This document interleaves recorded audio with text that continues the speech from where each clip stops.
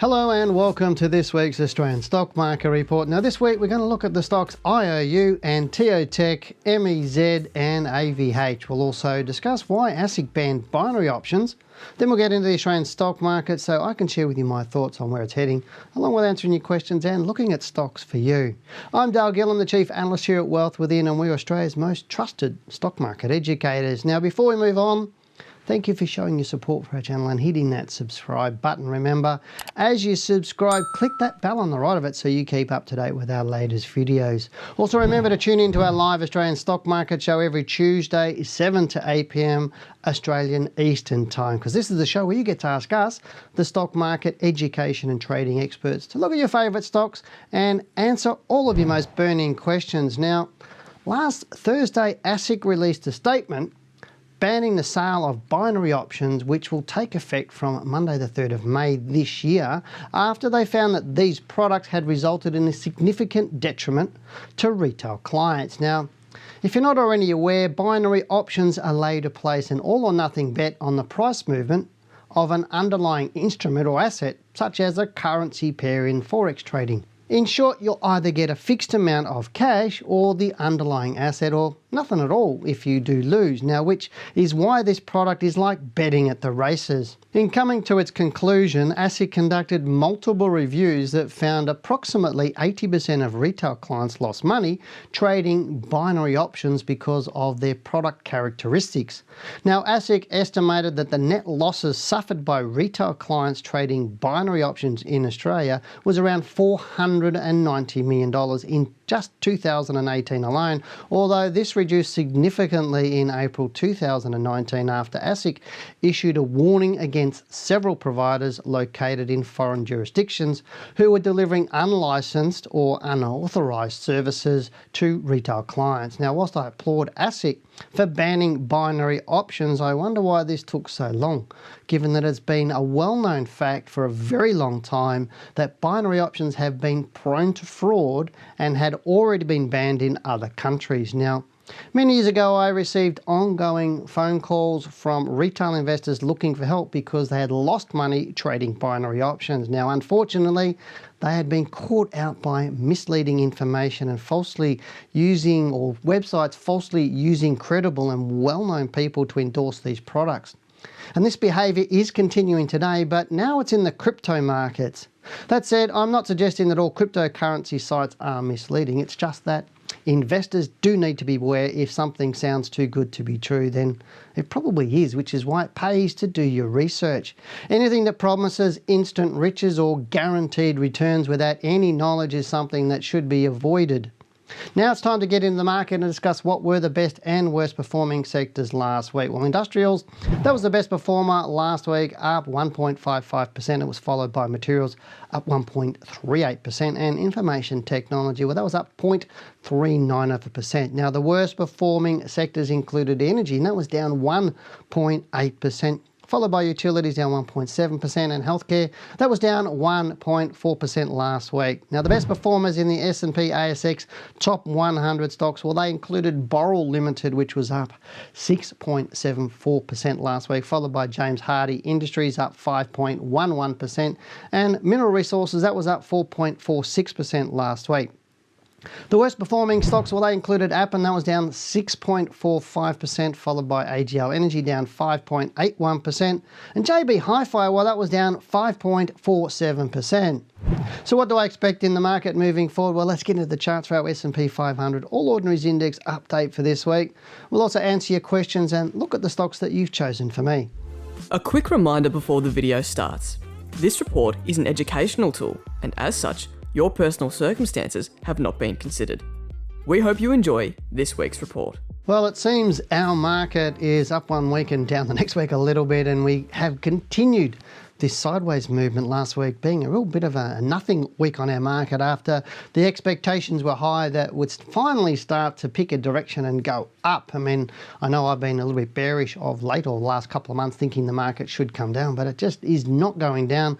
but in the same breath, it's not actually going up, and it's making it real or life hard for a lot of, what I'm finding, a lot of retail investors are struggling at the moment after doing well out of the coronavirus low last year. They made money quite quickly from, and I won't say guessing, but more luck than good strategy and good process. And so the last sort of 2-3 months, they've been struggling a hell of a lot and trying to make money, and they're realising that you do need a little bit more knowledge on the market rather than just picking a stock that's somebody talking about on a chat forum on a YouTube show. But let's go and have a look at the chart of the All Ordinaries Index and just see what it's doing right now. Now on the screen is that normal weekly chart that I keep bringing up. I haven't changed anything on that at all. You can see, and I'll just enlarge it up so you can see the last couple of months here. Now this is last week's bar, and you can see here how it opened at 7063 points and closed at 7064 points, up 1 point for the week. But what happened was last week it went down, it went up, and then it came back down again to close basically where it is, or where it was almost when it started the week. And if you look at the close the week before, 7063, so it's only gone up 1 point in all of that time. And so at this point in time, it really is interesting, our market at the moment, because as I was saying to you before, markets, or in previous recordings, markets, if I just get out of that so you can see, markets go up, they come back, they go up, they come back, they go up, they come back, they go up and come back. We're just waiting to see whether that's a next move up, a bullish move up, or it's now starting down, up, down, up, down. And that's what markets also do. They go up in stairs and they come down in stairs. Occasionally they'll come down in elevators if it's a bit of a meltdown like we saw during the coronavirus, which is if we go there, that's just the elevator all the way to the basement there. And as I said, it goes up and down. And that's what we're worried about here is, whilst I am getting a little bit more bullish on it, I still need to be more cautious, and I really am being cautious at the moment, because let me just get rid of this and so we can see a little bit more easily what's going on here. If we look here, you can see the difference between this sort of level and that sort of level. There's about 7%, and we've only been moving in that since November. So December, January, February, March, April. So it's quite a few months. We haven't done very, very much. And we're getting this mixture of opens and closes at all different areas. It closed lower, closed lower, closed lower, closed slightly higher, closed a bit higher, closed lower, closed higher, closed basically where it opened. And if we go back on our crosshairs, you can see here where that is. You can see most of that movement of the All Ordinary since that November bar has pretty much been below that horizontal line. There's only a couple of bars through there, that middle part where it's gone above a little bit, and both of those closed lower. So our market is really, really struggling to sort of get above that 71, 7,200 points. And why I say 7,200 points is really the critical area for me. If our market does move above 7,200 points, I'm quite thinking, yes, the next bull move has actually started, but I am a bit worried. I was thinking April could be a month where our market, or the April Fool basically, could be that our market will fall away and come down into this low. But at this point in time, we need to see the market move below the low there of 6,969.6. If it does that this week, if we start downwards, then it's highly likely we'll start moving down for a little bit. If we go through that 6,885, then it's definitely going down. And we might end up going down to this horizontal line around that 6,500 points. Again, I don't expect any downward move to be long at this point in time. I think if market does move up, because we've had a week where it closed lower, closed higher, and this is just a nothing week to me. If we do get a week up through here, I think it will break through 7,200 points and we'll go on our merry way and start having the next couple of months being quite nicely bullish. But the conservative part of me says we need to plan for the worst, which is a downward move, which is not going to be any sort of crash or anything too much to worry about. So right now I'm saying just sit on your hands a little bit. There's some great stocks setting themselves up for some good runs through to the second half of the year, and now's not the time to be impatient. Money comes to those who are patient, and I find a lot of retail investors have FOMO, they fear of missing out, so they see something moving and they jump onto it. And all too often they jump on near the ends of the runs, and it might go up a little bit after they buy it, and then it starts to fall away again, and they get caught in this stock falling away. And we've seen a few of those over the last couple of months. Right now it's time to be patient. When the market picks a direction, then you can trade it quite easily. But when it's going sideways, that's really the sign where you need to stay out a little bit. And I know a lot of the retail traders are shooting emails through and they're using things like moving averages and RSIs and all sorts of things like that. Those ones will catch you in and out in these sideways movement markets, and they'll get you trading more and they won't make you money, and you'll get lost in those at this point in time. I don't use any of those in my personal trading, and we don't use them as a fund manager as well because I don't find them super accurate. I find that they're okay, but they're not brilliant. There are much better techniques out there, but that's maybe a question for another day or a talk for another day. But anyway, let's go into the questions that we've got from you today. All right, the first question we have today is from Atul, and who says, "Hi Dale, have been watching your show with a lot of interest. Thanks for your insights in this volatile market. Can you please suggest where is IOU heading? I bought the stock at 55 cent level and now it's been drifting low every day. Your insights will be greatly appreciated. Thanks." So let's go and have a look at IOU. I actually haven't looked at this stock before, and he'd said he bought it at 55 cents. Now, this is a daily chart on the right. I just thought I'd show that a little bit early, and I'll go back to the weekly chart and just look at it. And it looks bearish on both on this weekly chart and the daily chart, and it doesn't look super strong on the weekly chart. Now, he bought it around 55 cents, so it would have been somewhere in around either this bar here. He would have bought it at 55 cents, or he would have bought it in that bar at 55 cents, or that one. That's the only bars he could have bought it in. And none of those bars would suggest to me any place where I would have wanted to enter this stock. So I think it's more your entry rules the issue, not necessarily where it's trading today. And that's the really issue. A lot of people, as I said a little bit earlier, as people, they see things in chat forums or whatever else, and then they decide to buy them. But if you're buying in at 55, let's just put it at 55 here, roughly. Let me whack it on 55. There it is. Looking at this, currently down 29%, and I'm not going to give you any joy, mate. I think it's got further to go, and this is a real big reason why you need to have stop losses, especially on stocks like this. It's one of those stocks that runs pretty hard when it runs, and you should see that on both the weekly and the monthly chart, and you've been caught with in one of those areas that I talked about just a fraction ago, where I said a lot of retail investors buy sort of near the top. It goes up a little bit after they buy it, and then it starts to fall and they don't know where to sell. This is a real big highlight, is not to trade these types of stocks. Yeah, they're exciting if you get on them low and you make 2, 3, 4, 500% on them as they run up, but you've got to be very lucky. That's not good management to get in at those. And the time you bought into it, there is no buy signal. There was no buy signal on that stock, and I wouldn't have traded that, but I definitely would have had a stop loss on it. You're down 26%. You probably want me to give you some good news that it's going to stop falling and start to rise, but I can't at this point in time. But let's go have another quick look at the chart, where it is right now, and you can see here it's down. It was down at one stage 35%. Looking at the daily chart, it looks terrible. It might go up for 1 or 2 days, and so if it does, I would hang on to it if it goes up for the next couple of days. If it doesn't, then you need to make one of these really tough decisions. Do you really want to stay into it? Because what we see, as I was saying a little bit earlier, things move down, move up, move down, move up, move down, move up, move down, and I would suggest this is probably heading back down into that sort of 20 to 30 cent range, and you have to decide whether you want to keep that sort of stock in your portfolio, or you don't want to, if you don't want to suffer the losses. Don't turn a good, or what was going to be a good trade, into a long-term buy and hold where you're not going to make sort of much money out of it, because the longer it sits in your portfolio, the more it's going to play with your head. But thank you for sending that question in and really being open to my comments from that stock. But right now, I'd stay out of that stock. The next question we have is from Latham, who says, "Hi Dale, thank you for the video. Can you have a look into Nanotech nanotechnology? It's just got added to the All Ords and was one of the top 5 growth stocks this past 12 months. Now, do you think it's still a good buy?" Now, if it's just been added to the All Ords, that means it's down around the 500 area in terms of market capitalization. So it's not even a stock that I would even look at. I don't generally look outside the top 100, and definitely not outside the top 200. Anything outside the top 200 is just a blip on the radar in terms of liquidity and those sorts of things. So just because it's been added to the All Ords doesn't necessarily mean I should buy that. But let's go and have a look at the chart anyway. I would suggest you're looking at the wrong end of the spectrum of stocks here. So let me have a look at Nanotech. Let me just hide that and hide that. The data's all fine, but looking at it, it's really had its run, and this is really very reminiscent of this IOU. See, it had this big run, and now it's starting to move down.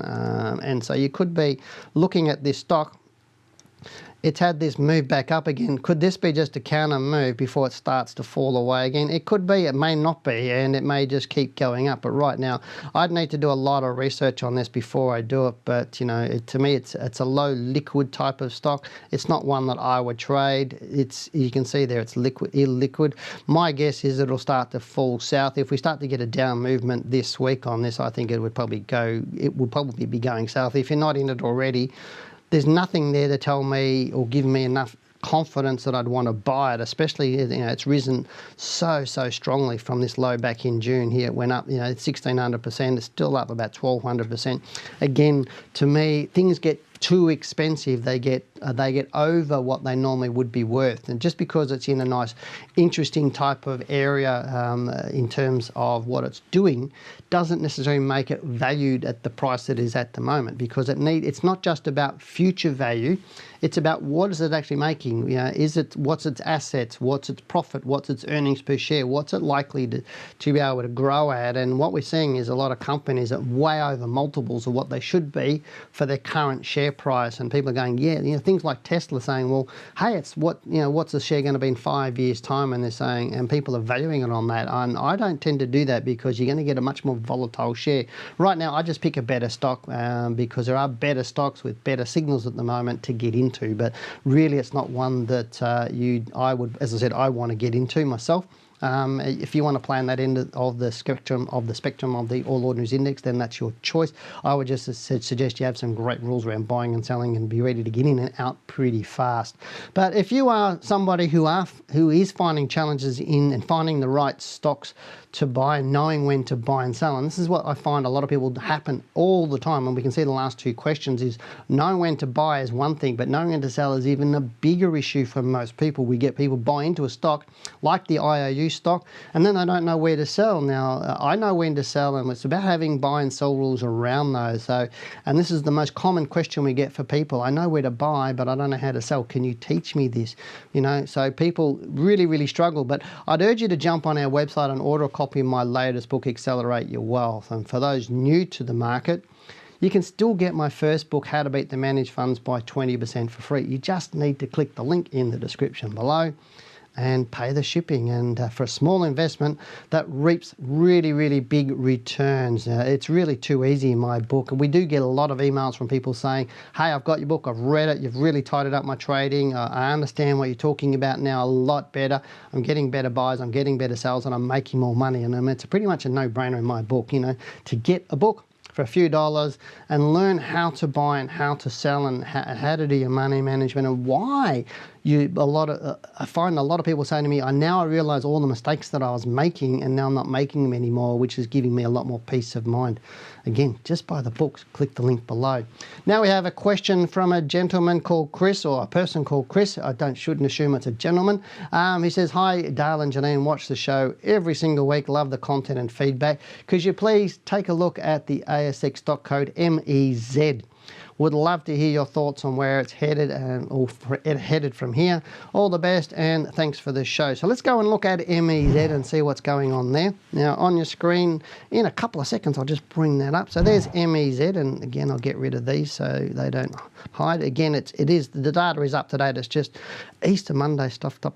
That it's expecting data from yesterday, which is not there. Right now, it's come right back into this sort of $5 zone, and it's just holding up at the moment, but nothing at the moment to suggest to me it's going to stay at that level. We did have a nice big strong week last week, but this could be again move up, move down, move down, move up, move down, move up. Could be another move down, but I would be waiting at the moment. It's possible it could be finding some support here, but you can see what I was talking about earlier.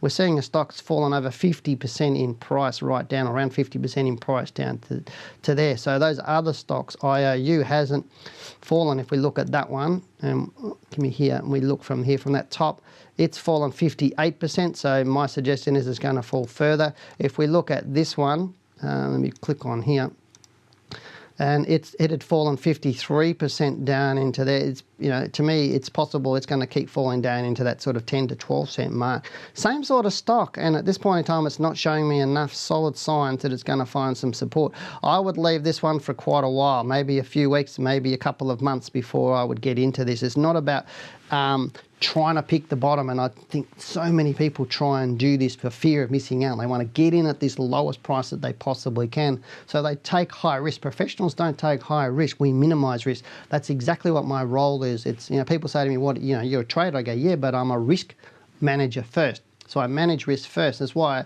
wait for confirmation, not trade on speculation. I don't trade on what people think. I don't trade on what chat forums talk about. I don't trade about what other experts talk about.